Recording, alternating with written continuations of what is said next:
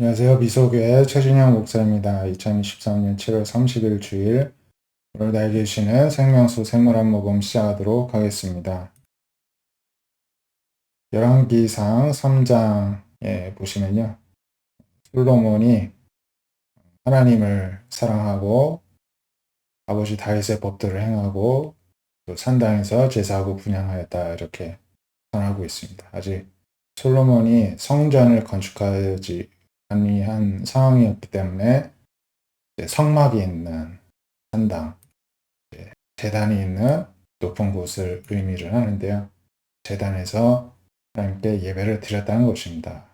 그래서 당시 기브온에 성막이 있었는데 솔로몬이 그 제단에 1,000번제를 드렸습니다. 그랬더니 5절부터 보시겠는데요.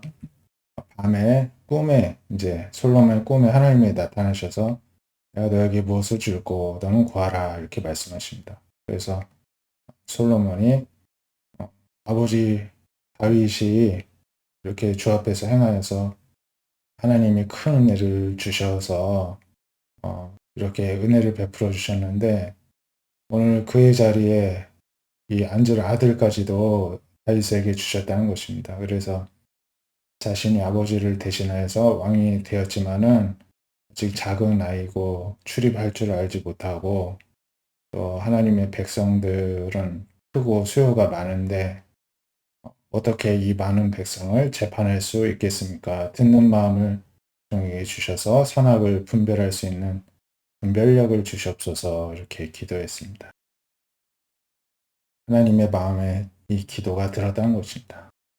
자신의 왕으로서의 역할에 충실할 수 있도록, 잘 감당할 수 있도록 분별력을 달라고 기도했는데 하나님 마음에 들었다는 것입니다. 그래서 너가 자신을 위해 장수를 구하는 것도 아니고 부유함도 구하지 않고 원수의 멸망을 구하지도 않고 오직 송사를 듣고 분별하는 지혜를 구했으니 너의 말대로 너에게 지혜롭고 총명한 마음을 주겠다. 앞으로도 뒤에도 너와 같은 자가 없을 것이다. 이렇게 또 기뻐하시면서 하나님이 축복해 주신 것을 보게 됩니다. 또 구하지도 않은 부귀와 영화도 주셨죠. 그래서 하나님은 우리가 하나님께서 맡겨주신 그 역할과 그 자리에 최선을 다하시는 것을 기뻐하신다는 것을 우리가 또 배우게 됩니다. 로마서 8장 20절부터 보시면은 성령님은 우리의 연약함을 도우십니다. 우리는 뭐라고 기도해야 될지 모르는데 성령님이 말할 수 없는 탄식으로 우리를 위해 친히 간구해 주신다는 것입니다. 마음을 살피시는 이 하나님이 성령의 생각을 아시고 성령이 하나님의 뜻대로 성들을 위해서 간구하신다는 것입니다. 그래서 하나님을 사랑하는 자들은 모든 것이 합력하여 선을 이루는 축복을 주십니다. 그래서 하나님이 미리 아신 자들 또한 아들의 형성을 본받게 하기 위하여서 미리 이제 예정을 해 주셨고 예수님을 그 가운데 받아들이 되게 하셨다는 것이죠. 그리고 미리 정하신 하나님의 백성들을 부르시고 의롭다 하시고 또 영광스럽게도 하신다는 것이죠. 하나님이 이렇게 우리를 위하시는데 누가 우리를 대적하겠느냐, 어떤 용기를 북돋아주는 그러한 이제 말씀입니다. 자기 아들을 아끼지 아니하고 모든 사람 위에 내주시니가 뭐지? 그 아들과 함께 모든 것을 우리에게 주시지 않겠느냐. 그래서 하나님께서 택하신 자들을 누가 고발하게 했으며 누가 정죄하겠냐는 것입니다.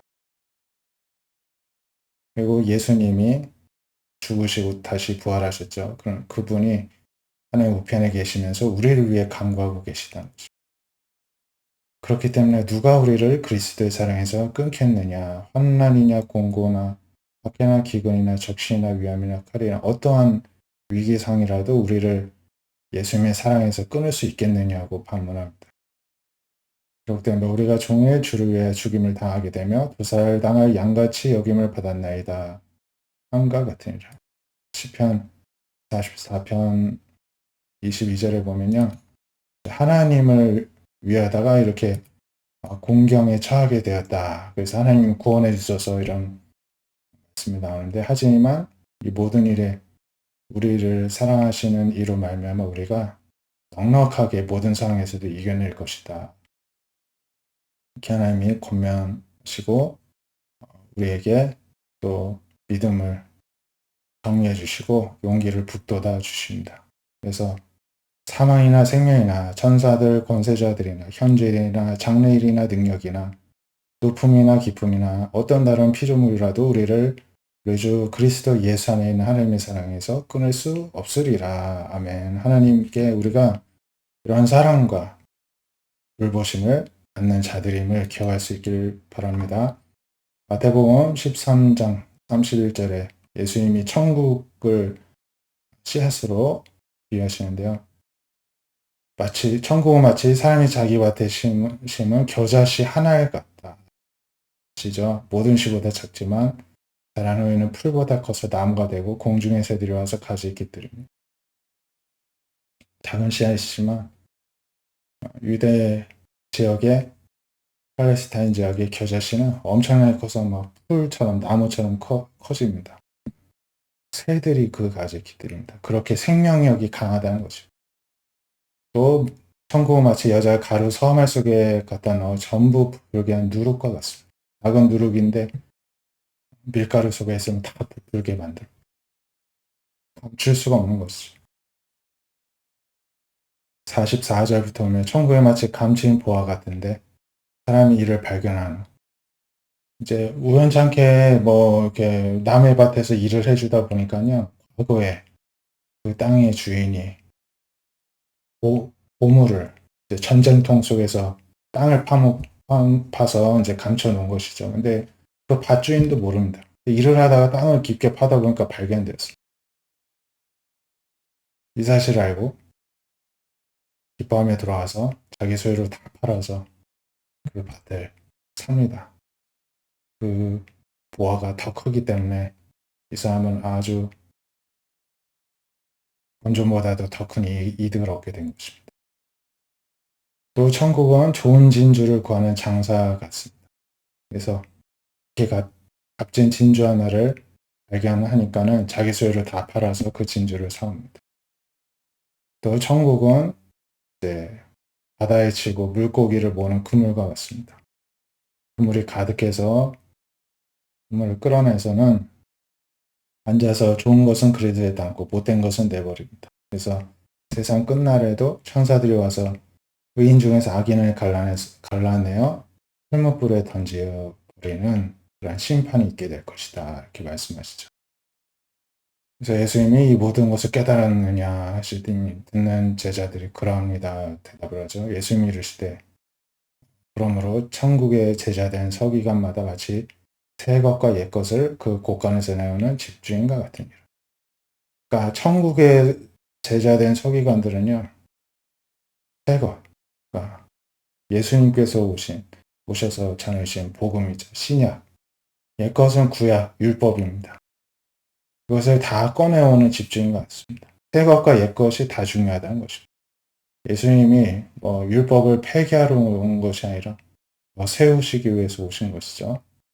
그래서 우리가 마음은 늘 복음 가운데 있고 행동과 삶은 율법에 어긋나지 않도록 우리가 거룩함을 유지해야 되는 줄로 믿습니다.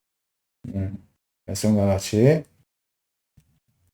우리가 천국의 비밀과 복음, 보화를 이제 알게 된 자들입니다. 우리가 기뻐하면서 모든 것을 주고도 살 수 없는 이 천국을 소유한 이 기쁨을 가지고 오늘 하루 주일도 또 잘 보내실 수 있길 바랍니다. 기도하겠습니다. 하나님, 우리에게 이런 천국 보화를 허락하여 주시면 감사합니다.